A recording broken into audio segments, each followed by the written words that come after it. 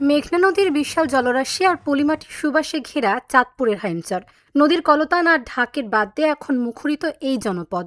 হাইমচরের চরভৈরবী ও চরভাঙা গ্রামে সনাতন ধর্মাবলম্বীদের ঐতিহ্যবাহী উল্টো রথযাত্রায় জগন্নাথ দেবকে নিজ ধামে ফেরাতে উল্টো রথ টানছেন হাজারো ভক্ত। নদীর হাওয়ায় উঠছে নানা রঙের আবির। হাজারো মানুষের পদচারণায় নদী পাড়ের উল্টো রথযাত্রা রূপ নিয়েছে এক মহামিলন মেলায়। নদী ভাঙনের শঙ্কা ভুলে ভক্তি আর আনন্দের জোয়ারে ভেসেছেন স্থানীয় বাসিন্দারা। আমাদের এই রথযাত্রাটি আজকে কয়েক বছর যাবৎ চরভাঙ্গায় এই মন্দির থেকে গর্ণিতা মন্দির পর্যন্ত রথযাত্রাটি অনুষ্ঠিত হয়। এখানে এই সকল এলাকার লোকজন এখানে এসে সব একসাথে একত্রিত হয়।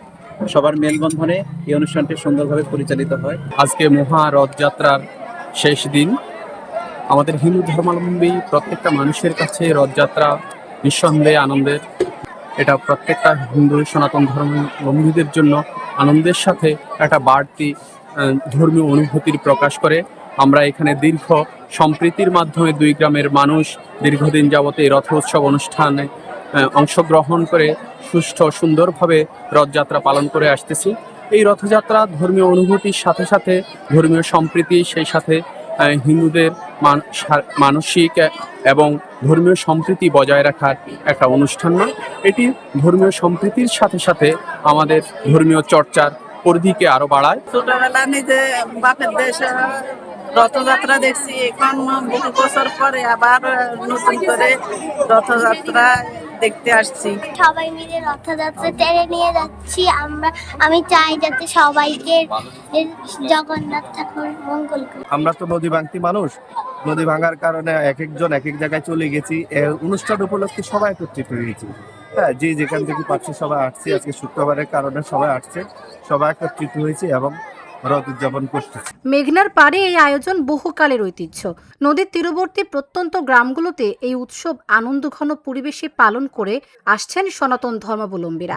ভক্তি, শ্রদ্ধা আর লোকজ সংস্কৃতির এমন মেলবন্ধনই যেন নদীর মতো বইয়ে নিয়ে যায় অসাম্প্রদায়িক সম্প্রীতির বার্তা।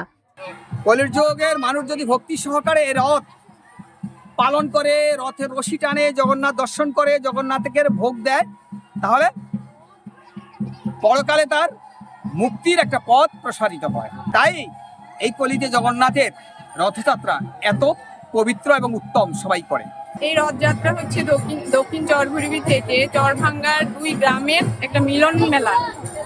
দক্ষিণ চরভৈরবী থেকে চরভাঙ্গা মন্দিরে রথ জগন্নাথকে নিয়ে আমরা প্রথম দিন আসি, এটা হচ্ছে তার মাসির বাড়ি।